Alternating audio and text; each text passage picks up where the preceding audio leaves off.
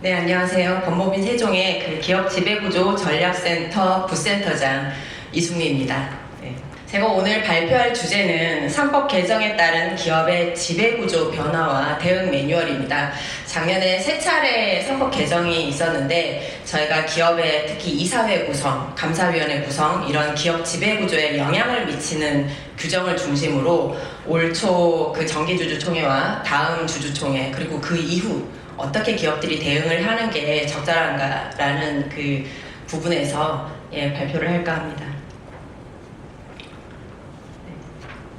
너무나 다 알고 있다시피 3차례에 걸쳐서 그 상법이 개정이 됐고 그 개정 내용 간단히 한번 개관을 해보도록 하겠습니다. 너무 잘 알다시피 충실 의무가 명시가 되면서 바로 즉시 시행이 되었고요. 상장회사 사회이사가 이제 독립이사로 명칭이 변경되었는데 지배구조에 영향을 주는 부분은 그 독립이사 선임 비율을 기존의 4분의 1에서 3분의 1까지 확대하도록 규정이 개정이 되었습니다. 물론 그 자산 2조 원 이상 대규모 상장회사의 경우에는 종전과 동일하게 2분의 1 이상 사회이사를 선임해야 됩니다. 그리고 상장회사 감사위원회 선임 해임 시 3% 룰이 강화되었다는 것입니다. 전에는 사회이사를 선임을 하는 경우에는 감사위원으로 그럴 때는 개별 3% 룰이 적용이 돼서 최대 주주가 그래도 지분이 분산되어 있는 경우에 여러 지분을 같이 활용할 수 있었는데 지금은 최대 주주와 특수관계인들을 다 묶어서 3%까지만 의결권을 행사할 수 있도록 규정이 되었습니다.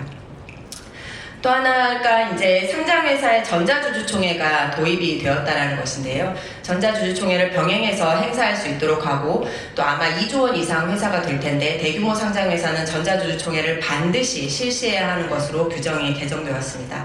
이거는 지배구조에 직접적으로 영향을 미친다고 볼 수 없을 수도 있는데 문제는 전자주주총회가 도입이 되면서 또 의무화되면서 주주들이 동시에 여러 곳 주주총회를 갈 수 있게 되었고 주주들의 참석률이 굉장히 커졌다는 것입니다.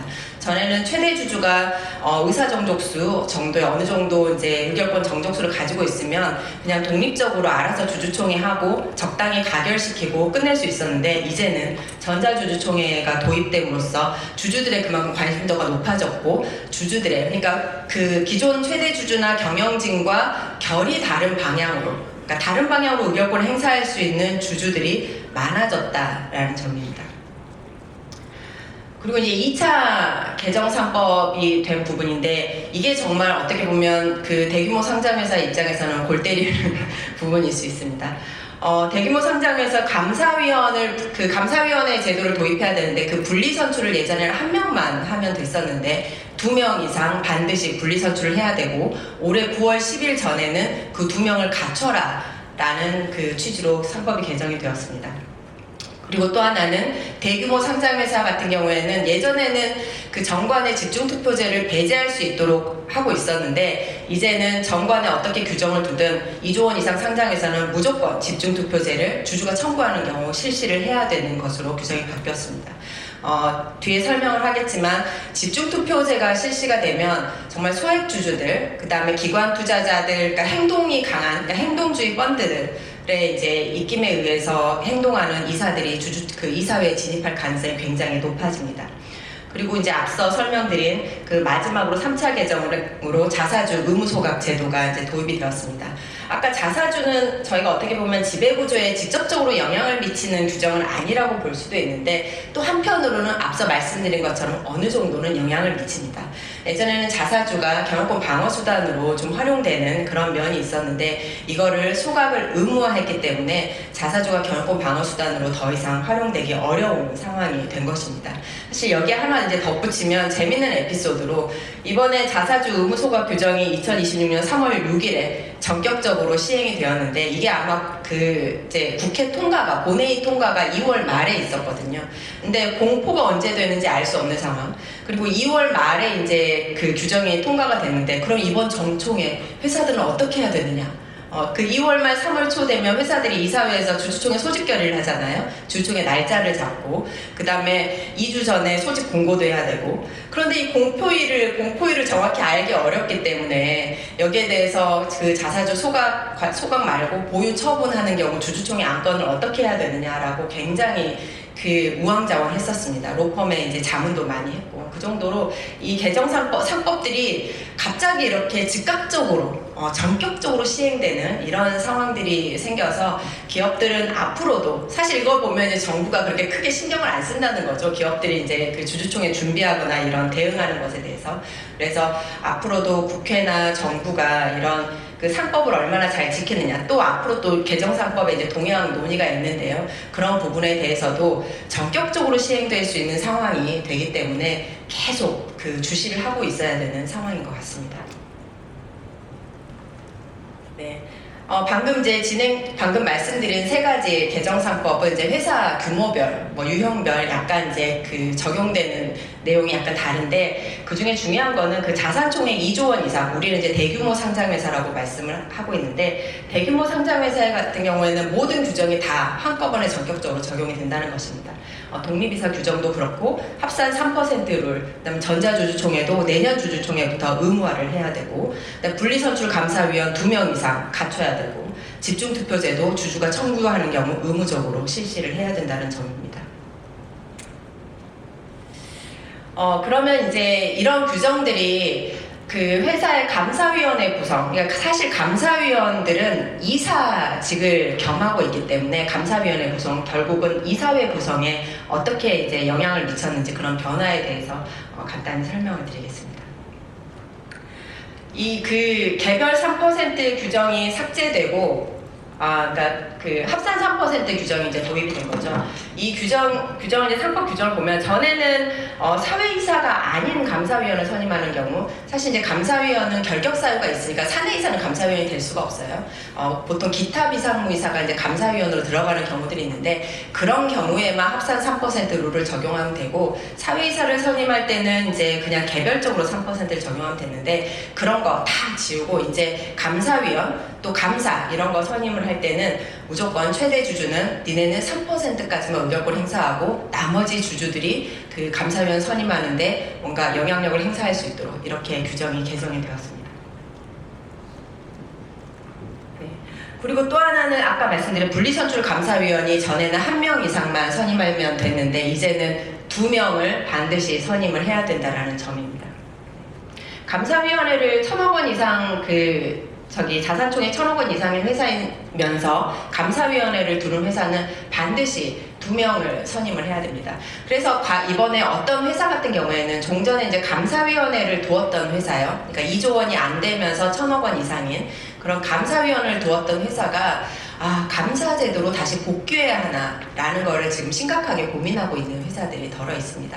왜냐면 아까 말씀드렸듯이 감사위원은 이사를 겸하기 때문에, 감사위원을 2명을 선임하면 이사회에 또 그만큼 2명의 결이 다른 이사가 들어올 수 있고, 감사위원회에서도 그 2명이 그 감사위원회 의결권을 장악할 수 있기 때문에 아예 그냥 감사제도로 돌아가자라고 구상하고 있는 회사들도 덜어 있습니다. 그래서 이렇게 감사위원회 제도, 감사제도, 그 다음에 그러니까 외부 이사들이 많이 들어올 수 있는 상황으로 이제 바뀌었는데, 이게 이제 어떻게 어떤 이제 그 효과가 생겼나, 예상 효과를 보면, 말씀처럼 이제 외부 주주에 의한 결이 다른 이사가 회사에 들어올 가능성이 높아졌다는 겁니다. 실제 이번 주주총회에서 주주 제한에 의해서 여러 외부 이사들이 들어온 회사들이 여럿 있습니다. 제가 이제 자문하고 있던 어떤 회사들 같은 경우에는 사실 이런 흐름을 거스를 생각은 없습니다. 해당 회사도. 다만 기존 경영진과 좀 다른 입장에서는 뭔가 이제 설득을 해야 되고, 이런 이제 다른 이사들이 오다 보니까 사전에 이사회 규정을 정비를 해둬야 되겠다라고 이사회 규정 정비 작업을 미리 치밀하게 하는 회사들이 있습니다. 그러니까 이제 저희가 일반적으로 사내 이제 회사들 기존 이사회 구성들은 다 이제 서로 소통도 잘 되고, 회사 경영이라든가 여러 방침에 대해서 다 공감을 하고 있는 분이지만, 새로 오신 분들은 새롭게 교육을 해야 되는 그런 문제가 있습니다.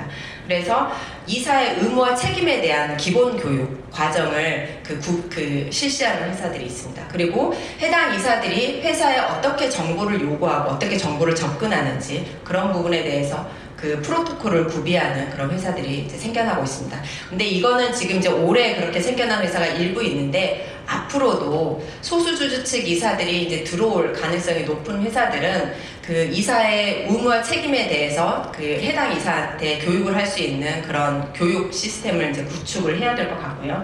사실 그 자본시장법상 여러 이제 내부 정보 관련된 사용하는 그런 유의사항들 있잖아요. 저희는 너무나 잘 알고 있지만 외부 이사님이 이제 들어오면서 거기에 대해서 사실 알고 있지만 제대로 이제 그 실시를 못하는 경우들이 있기 때문에 그런 이제 교육 과정을 좀 갖춰야 된다라고 저희가 가이드를 하고 있습니다.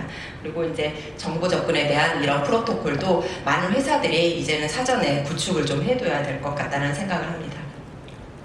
뭐 이사와 회사 간 소송에서 감사가 회사를 대표한다, 이건 이제 너무나 잘 알고 있는데, 감사위원회 2인 이상이 이제 소액주주 측에 가면 결국 회사와 분쟁이 생겼을 때, 우리 이제 그런 경우는 굉장히 드물긴 하지만 혹시라도 회사에 분쟁이 생기면 이제 감사위원회 측에서 주도해서 소송을 진행을 하기 때문에 그런 부분도 외부 이사나 감사가 들어올 때 어떤 리스크로 회사가 인식할 필요가 있는 것 같습니다. 그래서 이번 정기주주총회에서는 많은 회사들이 그 3% 룰이 확대 적용되기 전에 선제적으로 감사위원 2인을 맞춰놓은 회사들이 굉장히 많습니다. 물론 이제 이 부분에 대해서 개정상법의 취지를 장탈하는 거 아니냐라는 이제 문제 제기도 일부 있었지만, 최근에 이제 법무부 유권해석이 이 개정상법은 9월 10일까지 2인을 구비해 놔야 된다라는 게 법무부 해석이고, 저희가 대규모 상장회사도 그렇고 어느 정도 규모가 있는 회사들이 주주총회를 수시로 열기는 어렵거든요. 그래서 이번 정기주주총회에서 우리가 미리 이런 상법 그 컴플라이언스 취지에서 상법 규정에 맞게 적법하게 경영하기 위해서 2명을 갖춰놓는다, 이런 논리로 이번에 많은 회사들이 2명을 선임을 한 회사들이 많습니다. 그런데 이제 이런 비난 때문에 이제 걱정이 돼서 선임을 하지 않고 아직 이제 공란으로 남겨놓은 회사들이 있는데, 지금 오늘이 4월 21일인가요? 예, 이제 7월 23일 되면 3% 룰이 딱 적용이 되잖아요. 예, 앞으로 3개월이 남았습니다. 저희가 이제 사실 보면 주주총회를 열려면 최소한 필요한 기간이 2개월이거든요. 보통 이제 50일이면 빠듯하게 열 수 있다, 저희가 이렇게 보고 있는데, 정 쫄리면, 네, 표현이 되죠. 정 쫄리면 앞으로 한 달 내에 임시 주주총회를 열어서 1명을 빨리 선임해야 되지 않을까라고 이제 생각이 듭니다. 저희가 3% 룰이 이제 확대되다 보니까 이제는 앞으로 계속 이제 9월 내년 주주총회 쪽에 이제 적용될 문제인데, 문제는 3%룰 적용으로 인해서 의결 정족수가 미달되는 사태가 앞으로 나올 거라는 겁니다. 사실 이것뿐 아니라 최근에 어떤 사태들이 많이 있었냐면요. 저희 다 알다시피 이사 보수 규정, 이사 보수 한도를 주주총회에서 승인하도록 되어 있는데, 여기에 써져 있지 않지만, 네, 그 대법원 판례 때문에 이제 그 최대 주주, 그러니까 주주이면서 이사이면서 주주인 사람은 의결권을 행사하지 못하거든요. 대체로 이제 최대 주주이면서 이사회 보드에 있으신 분들은 의결권을 행사하지 못하는데, 아까 뭐 예를 들어서 뭐 태광산업이든 이런 데 뭐 50% 그러잖아요, 지분율이. 근데 그런 분들은 의결권이 없어요. 의결권이 없는데 나머지 주주들이 이제 주주총회에서 이사 보수한도 승인을 해야 되는데, 나머지 주주들이 평소에 주주총회에 참석을 잘 안 하는 회사들이 또 굉장히 많습니다. 그래서 의결 정족수, 의사 정족수, 이걸 갖추기 위해서, 그러니까 그 발행주식 총수의 4분의 1 이상, 이걸 갖추기 위해서 이번 정기주주총회 정말 회사들 난리도 아니었습니다.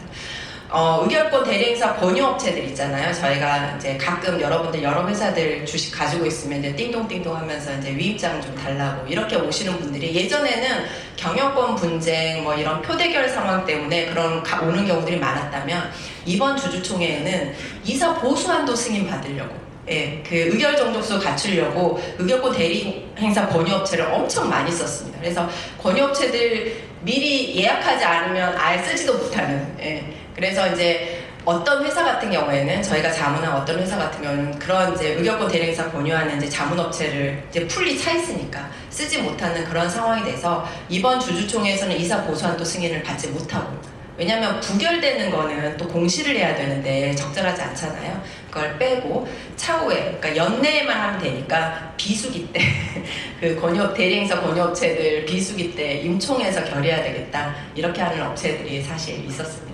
그런 것처럼 이 감사위원 선임 관련해서도 최대 주주의 그러니까 의결권은 여기에는 그래도 3%까지는 있잖아요. 그 보수 한도는 이제 0이지만 3%만 행사할 수 있기 때문에 나머지 주주들이 또 뭐 많이 와가지고 거기에 그 다른 감사위에 선임될 수 있지만 출석률이 떨어지는 경우에는 부결이 될 가능성이 또 상당히 있습니다.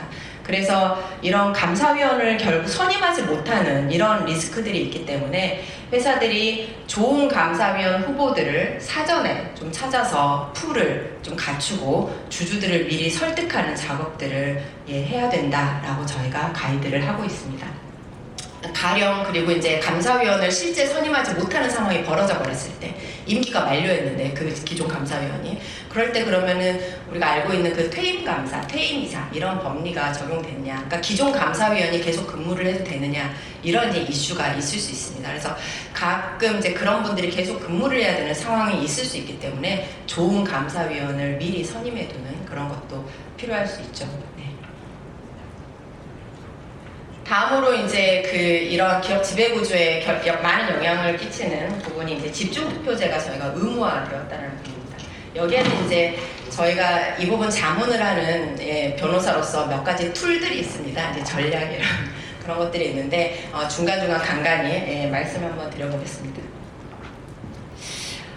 집중투표는 이제 잘 알다시피 이사를 2명 이상 선임할 때 예전에는 이사님들 후보를 한 분 한 분씩 두고 찬반을 물어서 보통결의 요건이 갖춰지면 뭐 그 당선 안 갖춰지지 않으면 그냥 부결 이런 식으로 이제 이루어졌는데 이제는 이사 후보들을 2명 이상 선임할 때 전부 다 몰아서 한꺼번에 투표를 합니다. 그리고 주주들은 내가 가진 주식수 곱하기 선임할 이사수 만큼 의결권을 가지게 됩니다. 그러니까 가령 제가 10주를 가지고 있는데 그 이사님들을 8명 선임한다. 그러면 저는 의결권이 80개가 있습니다. 이 80개는 후보 한 10명, 15명 있는 중에 한 명한테 몰아서 줄 수도 있고 내가 원하는 8명한테 골고루 나눠서 줄 수도 있고 그게 집중투표제입니다. 저희가 집중투표제가 이제 내년부터는 본격적으로 시행될 텐데 그 전에도 몇 개의 회사들에서 치열하게 집중투표에 의해서 그 주주총회가 이루어진 회사들이 몇 개가 있습니다. 기존에는 뭐 KTNG, 뭐 JB금융지주 막 이런 데가 있었는데 이번에 올해 가장 치열하게 집중투표가 이루어진 회사가 고려아연입니다. 고려아연은 작년에도 집중투표제에 의해서 그 이사가 선임됐고 올해도 집중투표가 실시됐습니다. 이거는 저희가 작년 정기주주총회 고려아연의 의결권 대리행사 권유하는 그 위임장을 제가 한번 가지고 와봤습니다. 여기에는 이제 고려아연 같은 경우는 이사수 상한이 19명이었는데요. 그때 이제 8명, 그러니까 나머지 이사는 이제 채워져 있으니까 8명의 이사를 집중투표에 의해서 선임하는 안이었습니다. 그때 이사 후보들은 저희가 3-1, 3-2 그런데 이제 이사 후보들은 한 4-5명 있었던 것 같습니다. 8명이 선임되니까 아까 말씀드렸듯이 제가 10주의 의결권이 있다면 저는 80개를 행사를 할 수 있습니다. 그 위임장에는 이렇게 써져 있습니다. 본인이 보유한 총 의결권, 그러니까 위임할 주식수 곱하기 8. 왜냐면 8명 선임하니까요. 위임할 주식 곱하기 8을 본인이 투표한 아래 후보자들에게 적절히 분산 또는 집중하여 찬성 투표할 수 있는 권한을 대리인에게 전적으로 위임합니다. 라는 취지로 되어 있습니다.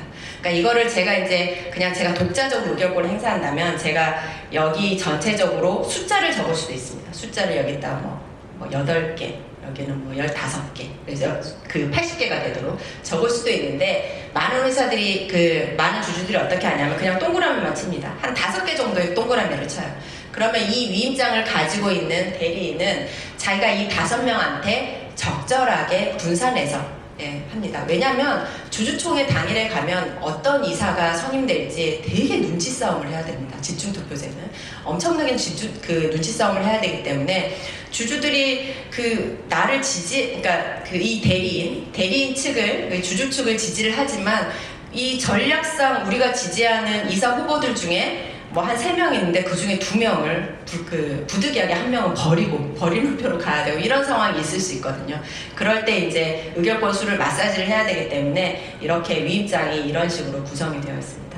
그래서 내년에 이제 집중투표를 실시하는 많은 회사들이 이런 종류의 위임장을 가지고 오면서 이제 의결권을 좀 달라 이렇게 얘기를 할 텐데, 주주님이 그래서 나 집중투표에 대해서 너무 잘 알아. 그래서 내가 가지고 있는 80개를 나눠서 쓸 거야. 그러면 아마 대리인들이 아니요 잠깐만요. 그냥 동그라미 쳐주세요. 저희가 알아서 할게요. 아마도 이렇게 권유를 하지 않을까라고 생각됩니다. 이런 이제 집중투표제가 의무화되는 거는 자산총액 2조 원 이상인 회사는 반드시 정관에 어떻게 규정이 되어 있든 강행 규정에서 반드시 실시를 해야 됩니다. 그런데 한 가지 이제 중요한 거는 집중투표제를 회사가 무조건 해야 되는 건 아닙니다. 주주의 집중투표 청구가 있어야 됩니다. 네. 집중투표 청구는 3% 이상의 지분을 가진 주주가, 대규모 상장회사의 경우에는 1%입니다. 보통은 1%겠죠. 1% 이상 주식을 가진 주주가 주주총회일 6주 전에 그 주주 제한을 그 집중투표 청구를 해야 되고, 그리고 안건으로 2인 이상 이사 선임의 건이 있어야 됩니다. 이게 다 트리거가 됐을 때 이제 집중투표 청구를 하고 이제 집중투표가 실시되는 겁니다. 여기서 이제 회사가 가지고 있어야 될 팁 같은 게 하나 보면, 6주 전이잖아요. 주주는 6주 전에 집중투표 청구를 해야 되는 거예요. 근데 회사는 근데 주주총회 소집 공고, 소집 통지는 2주 전까지만 하면 되잖아요. 그 전에 물론 뭐 이사회도 충분히 그 전에 해야 되지만, 그래서 내년 이제 주주총회 전에 6주 전, 주주 제한 기간 또 집중투표 청구 기한 전에 주주들의 집중투표 청구가 없다. 그러면 많은 회사들이 전략을 수정해야 됩니다. 집중투표가 없으면 일단은 그냥 단순 투표를 해도 되잖아요. 그래서 그 구성에 의해서 이제 그 주주총회 전략을 짜는 겁니다. 그래서 많은 회사들이 내년 당장 집중투표가 되는 경우, 되지 않는 경우 이렇게 이제 고민을 해서 두 가지 방안을 해서 이제 시뮬레이션을 좀 짜고 있는 상황으로 알고 있습니다. 그래서 이제 저희가 2인 이상이 되지 않도록, 그 집중투표는 아까 말씀드렸듯이 2인 이상이 이사를 선임할 때만 되는 경우이기 때문에 저희가 집중투표를 하지 않는 방법의 가장 현실적인 방법은 무언가요? 왜냐하면 1% 이상 주주라거나 6주 전에 뭐 청구해야 된다거나 그거는 주주단에서 하는 거잖아요. 그건 회사가 컨트롤할 수 없는 영역이에요. 회사가 컨트롤할 수 있는 영역은 2인 이상의 이사를 선임하는 상황을 만들지 말자. 그런 상황으로 이제 대응을 많이 하고 있습니다. 그래서 전에 그 하구심 판결도 기존에도 상법이 개정되기 전에도 선행안건으로 그 이사를 몇 명 선임할 것인가를 선행안건으로 정해서 하는 게 적법하다라고 판단을 해왔고, 개정상법 이후에도 여전히 동일하게 판단이 유지될 것으로 보고 있습니다. 실제 아까 그 고려한 주주총회 말씀드렸잖아요. 이번 정기주주총회 집중투표했다고. 그 회사도 선행안건으로 올해 같은 경우에는 선임할 이사수를 5인으로 할까요? 6인으로 할까요? 라는 선행안건이 상정되어 있습니다. 그래서 그 5인 선임의 건과 6인 선임의 건이 경쟁이 붙어서 이제 의결권을 행사했고, 그때 이제 그 의안 자료가 이렇게 되어 있습니다. 두 건 다 보통결의 요건이 갖춰지는 경우, 혹시라도 주주들이 양쪽 다 동그라미를 할 수가 있잖아요.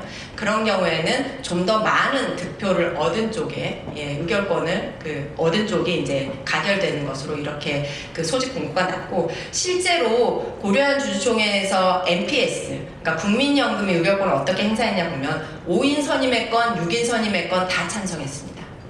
어느 쪽으로 해도 나는 중립이니까 그렇게 다 찬성했고, 결국에는 이제 다수결로 5인 선임의 건이 조금 더 사람이 많아가지고 의결권이 많아서 그렇게 5명의 이제 이사 후보를 두고 5명 선임의 건으로 한 7명인가 이사 후보를 두고 집중투표를 실시했던 게 이번 고려한 주주총회입니다.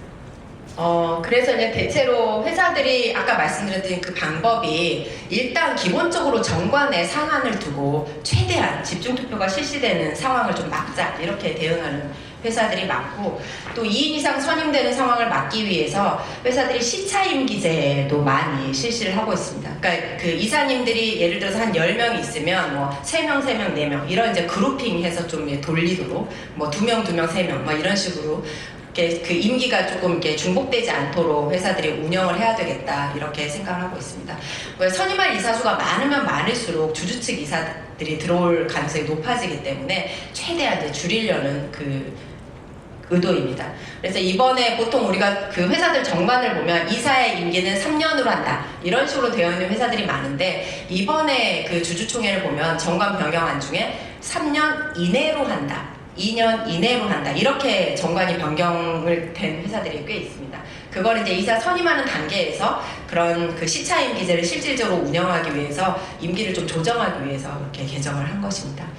그리고 이제 이런 그 의도를 어차피 시장은 다 알잖아요. 국민연금은 이런 취지의 정부 지침에 반하는 시차임기제 도입하는 그 정관 변경 안건에는 기본적으로 이제 반대를 대체로 하는 추세고 실제로 반대를 다 했습니다. 그렇지만 이제 대부분 회사들은 통과가 됐고요.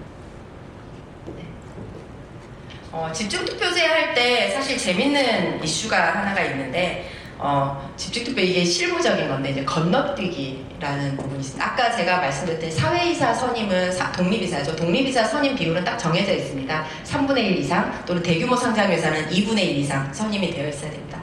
예로 들면 집중투표제를 하는데 어떤 회사의 이사 정원이 5명인데 기존의 사회이사가 1명뿐이고 이제 다 임기가 만료돼서 4명을 선임해야 됩니다. 그럼 이 회사는 사회이사를 2명을 반드시 선임을 해야 됩니다. 그러니까 이사를 4명 선임하는데 그 중에 2명은 사회이사가 돼야 되는 회사입니다.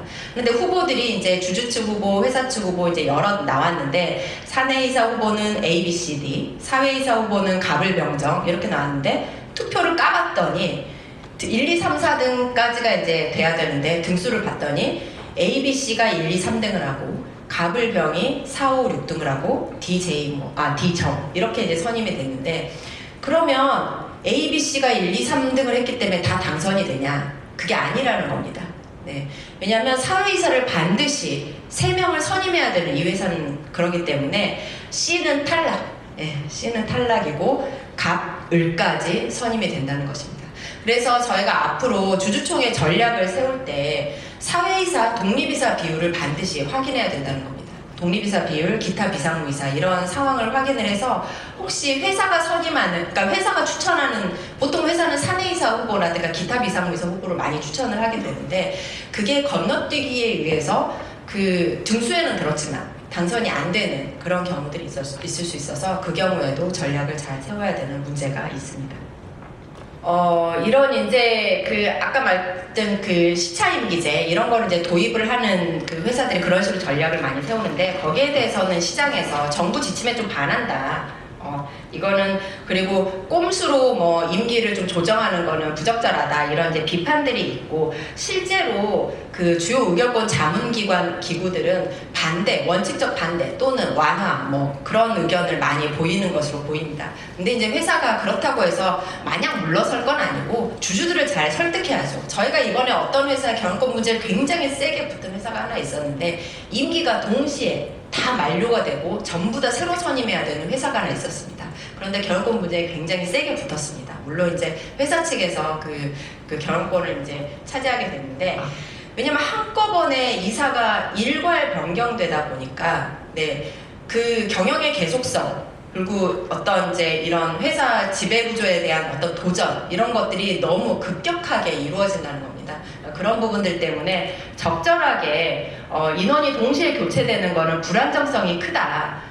그래서 저희는 뭐 우리 회사는 회사의 어떤 장기적으로 뭐 영속성이라든가 뭐 그 경영의 뭐 통일성 이런 것들을 위해서 적절히 순환할 수 있도록 하겠다라는 이제 논리를 잘 구축을 하고 이런 논리를 구축을 하면서도 이사님들의 임기가 이제 그 종료되는 그 시점을 동일 유형이 아니라 조금 이제 다른 유형의 이제 이사님들로 좀 구성을 해서 전체적인 전략을 짜서 그렇게 임기 분산을 해야 되는 게 아닌가라고 생각합니다. 그래서 저희가 그걸 이제 장기적인 보드 플래닝 이렇게 말씀을 드리는데 앞으로 이런 보드 플래닝을 꼭 해야 된다 이렇게 설명을 드리고 있습니다.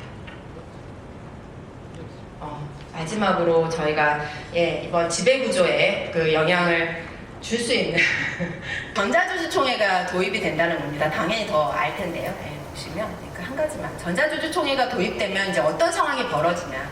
저희 두 번째입니다.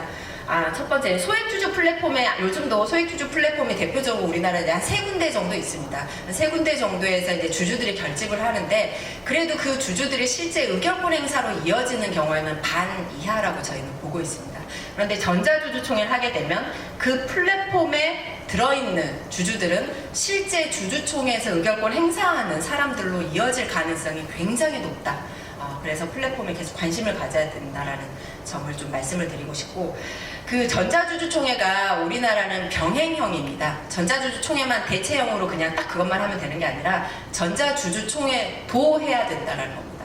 그래서 주주들은 전자투표 방법, 기존처럼 하루 전에 끝나는 전자투표 방법으로 주주총회에 참석할 수도 있고, 그냥 전자위임장을 줄 수도 있고, 서면 위임장을 줄 수도 있고, 내가 그냥 현장에, 전자주주총회 난 모르겠고, 난 IT 잘 몰라, 핸드폰으로 하는 방법 잘 모르겠어요, 현장에 오는 주주가 있을 수 있고, 그리고 실제 전자주주총회에 오는 주주가 있을 수 있습니다.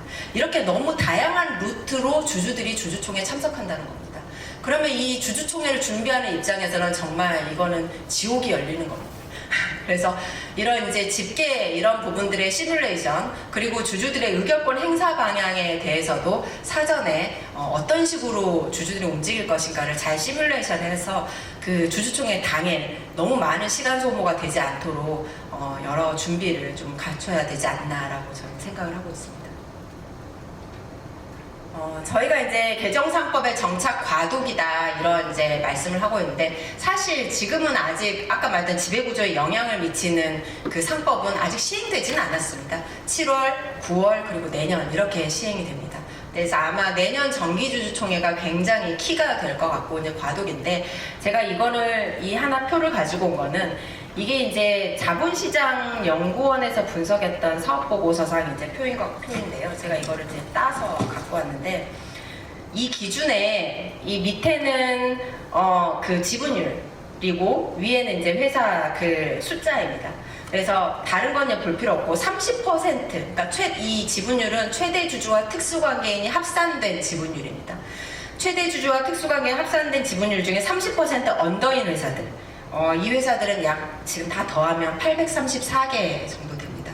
이 회사들은 굉장히 긴장해야 된다는 겁니다. 이 30% 언더의 이 회사들은 본인들이 감사위원 선임할 때 3%밖에 의결권을 행사할 수 없어요. 근데 그 감사위원은 이사이기도 합니다. 그런 사람들이 이제 회사에 진입을 하게 되는데, 그래서 주주들이 조금만 결집을 하면 주주들 취향에 맞는 회사들을 견제할 수 있는 이사들이 회사에 들어온다는 겁니다. 그래서 우리 견제를 해야 되는데, 그냥 마냥 회사 뺏기겠네 그런 게 아니라, 이제 많은 회사들이 이런 이제 나머지가 다 소액주주냐 그게 아니잖아요. 기관도 있고 NPS 국민연금도 있고 외국인 주주도 있고, 그리고 저희가 보면 외국인 주주나 기관 주주, 그리고 그 국민연금은 의결권 행사에 어느 정도의 가이드라인이 있습니다. 그리고 외국인 주주나 기관 주주들은 그 의결권 자문기구들, 그러니까 외국에서는 ISS 글래스루이스가 이제 대체로 있고, 한국 ESG 연구소 등 이런 다른 의결권 자문기구들이 있는데, 이 자문기구들의 의견을 존중해서 의결권을 행사한다는 겁니다. 그리고 이 자문기구들도 아주 오랫동안 의결권 행사에 관한 프로토콜을 가지고 있고 기준이 있습니다. 그래서 그 기준에 따라서 의결권을 행사를 한다라는 점. 그래서 마냥 뺏기는 게 아니라 회사가 좋은 이사후보, 좋은 감사후보, 좋은 정책 이렇게 수립하면 여기서 찬성을 이끌어낼 수 있고, 여기 의결권 행사의 방향들은 사전에 대체로 공표가 됩니다. 그러면 우리가 일반적으로 이성적인 주주들은 대체로 따라갑니다. 저희가 이제 이번에 올해 주주총회 결과를 한번 분석을 해봤는데, 특히 이사 선임의 건에 있어서 주주들이 어떻게 움직였냐. 과거에는 사실 패거리 투표입니다. 최대 주주 쪽 찬성하면 최대 주주 쪽 의결권 전부 다 찬성, 아니면 소수 주주 제한 찍으면 전부 찬성, 이렇게 갔는데, 올해 각 자문기구라든가 국민연금의 의결권 행사 방향을 보면 후보의 역량과 적합성을 개별적으로 판단을 했다라는 겁니다. 그래서 회사들이 이제 패거리 문화가 더 이상 있지 않다. 물론 있을 수도 있죠. 경영권 분쟁이 치열하게 있는 경우에는. 그래서 이제 회사 입장에서 저희가 이제 자문을 한다면 좀 더 그 역량 있고 좋으신 분을 모시도록, 그리고 회사의 어떤 그 이사회 구성 매트릭스에 맞게 그 이사들을 구성할 수 있도록 계속 노력을 하셔야 된다. 이렇게 이제 자문을 주고 있습니다. 그 취지가 이겁니다. 그래서 내년 주주총회를 어떻게 준비를 할 것인가, 우리는. 네.